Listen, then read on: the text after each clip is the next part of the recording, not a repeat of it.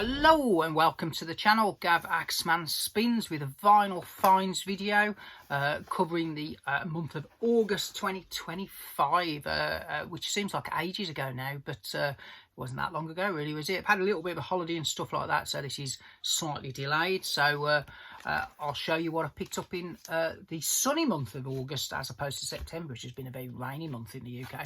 So I'll show you this one. I've done a video on this separately, so I'll make this brief. So the latest Paul Weller album, a covers album, Find El Dorado.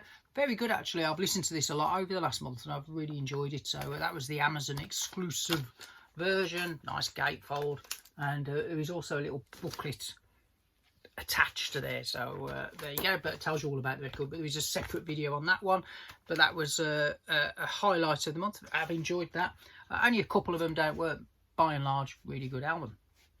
So going back into the history of time, so at the start of August I popped into PSYCHOTRON Records in Boldmere, Sutton Coldfield. I've kept the bag for posterity.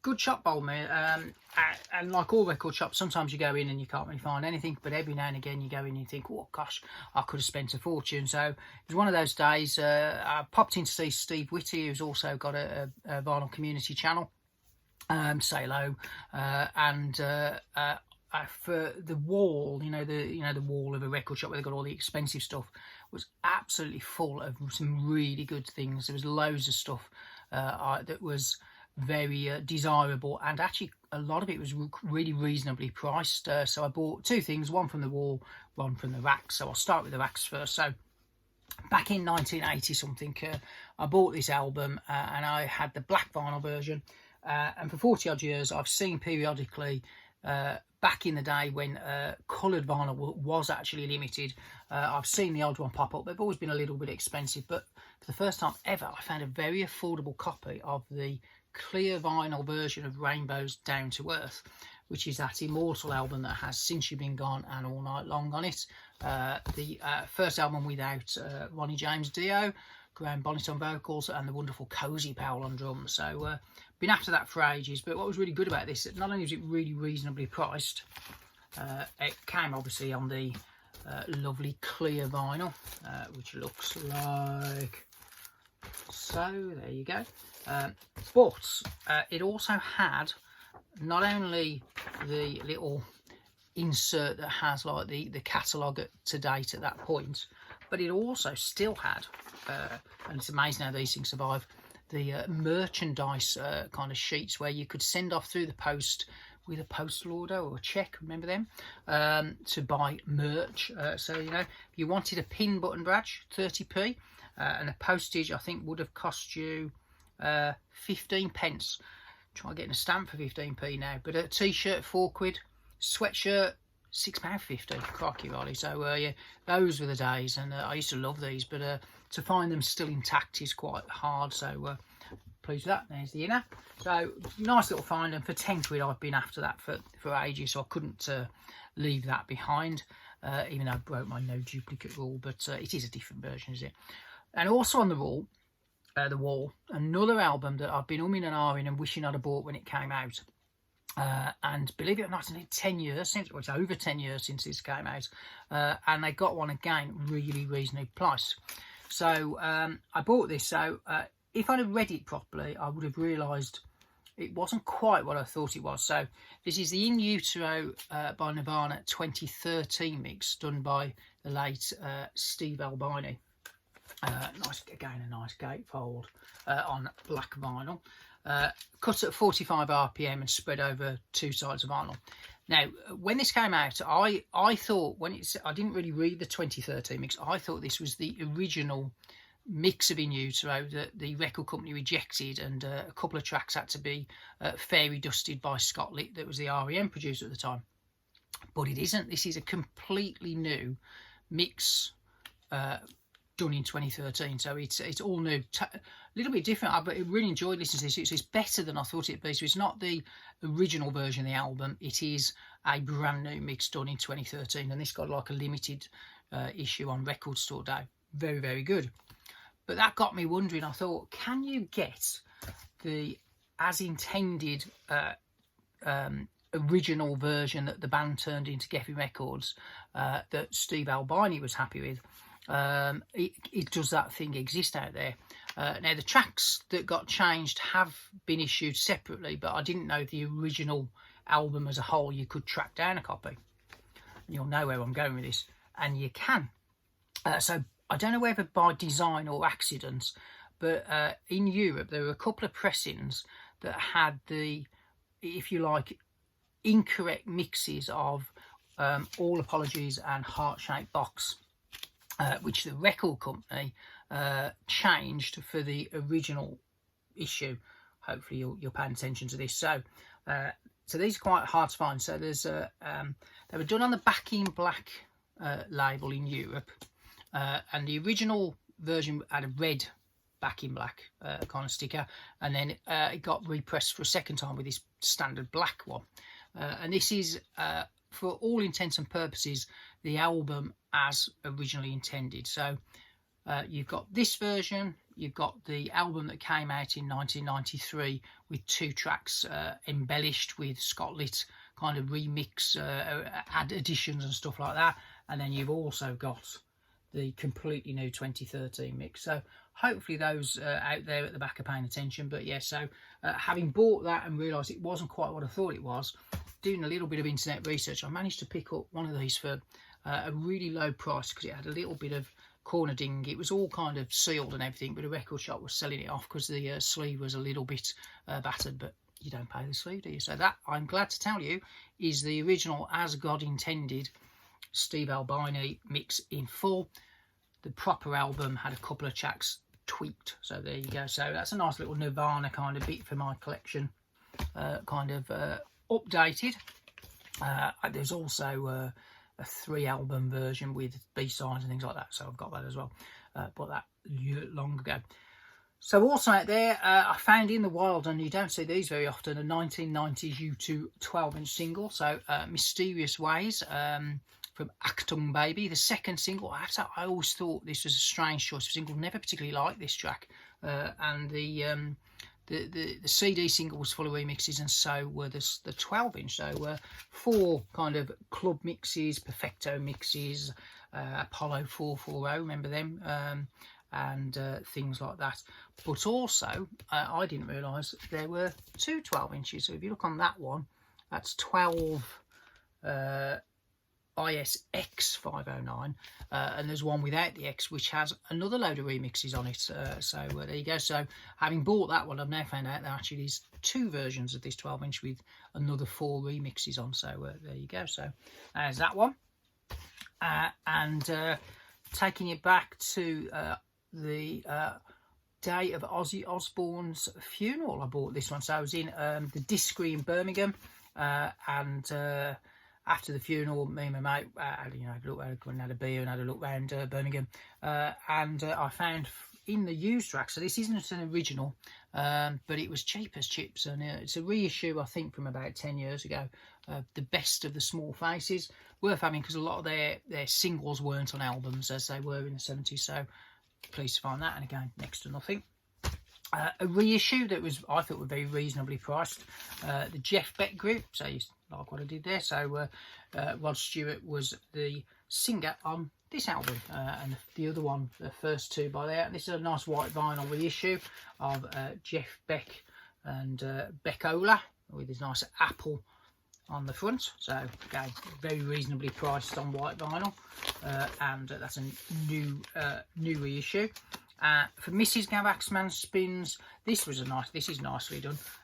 So this is Madonna with a really nice shiny silver foil kind of record, and this is a proposed remix album around the Ray of Light kind of era that was rumoured to be issued and then got pulled, and it was going to be done under an under an alias of Veronica Electronica. So the Madonna camp have put this out. Again, very reasonably priced, very nicely done, high gloss sleeve, but the vinyl is a thing of absolute beauty. I don't know if the light will show this up, but it's like a silvery, marbly, fluorescent-y, weirdy, coloury type of thing. So very nice. Music is very good too. So pleased with that. So Mrs. Gav Axman Spins was happy with that one as well. That was a little present for her. I'll try and get it back in the record in one piece. There you go.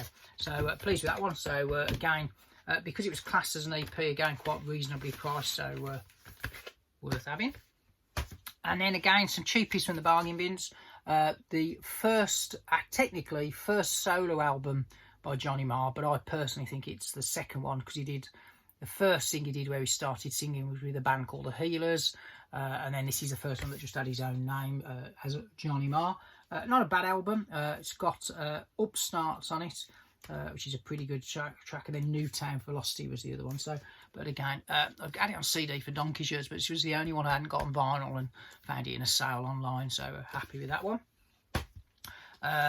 A great album. Please, this again was in an online sale. So for those that have watched the channel on a regular basis, I will talk about Michael Head and Shaq and the Strands and all these. So this is his latest in the red elastic band. But this wasn't advertised as such, but when I got it, it was actually on nice pink vinyl. So I thought that was going to be a black vinyl version. Again, 7 or 8 quid, really low price. So pleased with that one. Shove that over there, shall we? So let's have a look, and they get a really cheap one. I assume this didn't do very well. Probably the worst artwork known to man. So Deep Purple's latest studio album. I've got all the Deep Purple albums on CD. I've got most of them on vinyl up until something like The House of the Blue Lights in the mid-80s. This is the first of the newer ones I bought on vinyl, but this was so cheap it was ridiculous. So lovely gatefold, all on purple vinyl. Show you the record, shall I? So all of them are like that. Double album, cut at 45 RPM, and they were being sold off by, I think, HMV, and then they got price matched by somebody else. So cheap as chips. So couldn't say no to that. Despite the terrible cover, it's actually not a bad record. So let them off that. And then taking it back to start of August, in July there was some massive concerts that have carried on into August as well, and the support act for the mighty Oasis reunion gigs was Richard Ashcroft. So this is his third solo album, and this has just been issued for the first time on vinyl, so pleased to get that. Again, nice gatefold there, and plain black vinyl. It does have the wonderful single Break the Night with colour on it, which is one of the, I think, the last really good song he did. But it's not a bad album. Music is power, Sweet Brother Malcolm. But I was pleased to get that, just because it is, I think, the last good solo album he did. Everything he's done since then I found a little bit meandering, but this one wasn't a bad one at all, so pleased with that. And then when I was on an online kind of thing, I spotted this one, and I had to look twice because it was so cheap. I thought, is it a CD? Is it a thing? But it is a double vinyl album. And this was literally, I think, £6, something like that, new and sealed. Now, if you 10 out of 10 to anyone who can guess who this is, so it's billed as RPA and the United Nations of Sound. There you go, very minimal. The gatefold might give you a clue as to who RPA is. It is none other than Richard Patrick Ashcroft. So this is his solo album number 4. Came out a few years after that one, because I don't think the sales figures for his first 3 solo albums matched up to what I think people thought might happen after, obviously, the Verve. I don't know whether this one came out before the Verve's reunion or after, but it sank without trace. And in 2010 this came through, and these vinyl albums must have been sitting somewhere in a warehouse waiting for the Britpop revival, because yeah, I found brand new sealed copy on quite a well-known site, Rare Waves. Anyone wants to go and see if there's any still there, and cheap as chips, double album, and it's not bad actually, to be fair, and it is Richard Ashcroft, and it's technically his solo album number 4. Got some pictures there, and that's the only way you know it's him, is because there's a picture of him on some of those photos. But tried to do it incognito, it didn't really work, so I don't think the album sold very well at all. Hence, 14 years later, you could get one cheap as chips. So yeah. So I think in terms of Richard Ashcroft, on vinyl, the only one I'm missing is the second one, Check the Meaning, but that's been reissued, quite expensive though, so I'm hoping to find a bargain. And the final one I'm going to show you, please get this. So this is a 30th anniversary reissue. It came out in 2024. I bought the CD version then because I wanted to listen to the extra material to see if it was worth actually getting. And I've played the bonus disc a heck of a lot. So when I found a cheapish vinyl copy, I finally bit the bullet. So I think it was originally about £60. It dropped around Christmas time to 40 odd, then went back up, and I've managed to get one in that 40 range. I haven't managed to see one cheaper than that. 4 album set. I do love this packaging. So it's the reissue of Definitely Maybe. Yes, I know, I've probably got it 100 times. And then it comes in like an outer slip like that. And you've got some shots of the recording studios, and then the records are done like that. Very nicely done. But the reason I've bought this on vinyl is for discs 3 and 4, those kind of early versions, outtakes, not overdubbed. So at Mono Valley and Sawmill Studio also has the version of Sad Song, which was a bonus track on the original vinyl album that Noel sung, done by Liam, and he does it really well actually. So been a long time umming and ahhing about getting this on vinyl, but I finally bit the dust. I think the Oasis mania got to me. But it's a nice set, to be fair. I do like this very minimal kind of cover design, where they've gone back to original locations many years later and kind of took new photos. The tour program's really good as well. They've done that there. So if I can get these out, I'll show you. So so as I say, it's 4 albums which don't want to come out of the thing. A little bit tight on the packaging. There you go. So and then each one has like a bit of memorabilia for back in the day, kind of showing you a little bit about that. The original first Oasis t-shirt, Levi's had a version of that in their shop. Heck of a lot more than it would have been in 1994. But it's been a lovely couple of months with Oasis land of having a bit of nostalgia. There you go. The Liam's original tambourine, Noel's guitar, gig ticket, £6 to see them in August 1994, and then an early set list. So nice little reissue that, to be fair. The Morning Glory is also getting reissued in October, but the extra material on that is like a acousticy stripped down versions rather than genuine kind of outtakes. So newly done. So I'd be interested to see what those sound like. Again, I'll try and wait until I can find a reasonable priced one, because I don't really want to pay 60 quid for something like that. 30 to 40 is my kind of price range. But there you go. That was Vinyl Finds for August, so it's a little bit delayed. And I think next video may well be something a little bit special. You will have to wait and see. And thank you for watching. Gav Axman Spins. Quick thank you to all those that are liking, subscribing, leaving comments. I've had a lot of new subscribers over the last month or so, so thank you. And yeah, hopefully see you on the next one. Thanks for watching, and over and out.